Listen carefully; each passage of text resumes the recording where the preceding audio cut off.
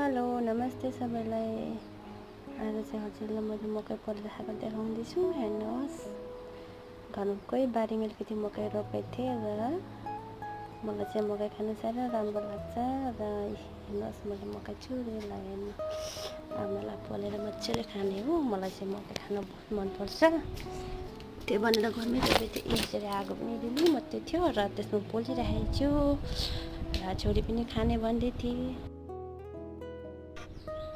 छोरीले पनि मकै खाने भनिरहेको थियो र आमा छोरी भएर पोल्यौँ। हेर्नुहोस् र मकै यसरी पोलिसकेपछि मलाई चाहिँ अलिक कालो कालो भएको मनपर्छ नि, अलिक मजाले डढेको राम्रो लाग्छ। अनि यसरी पोल्यौँ। खर्क अर्ग्यानिक हो र अब मकै खानु लागेकै साथी हो। खानु मन लागेको छैन आउनुहोस् है हाम्रो घरमा।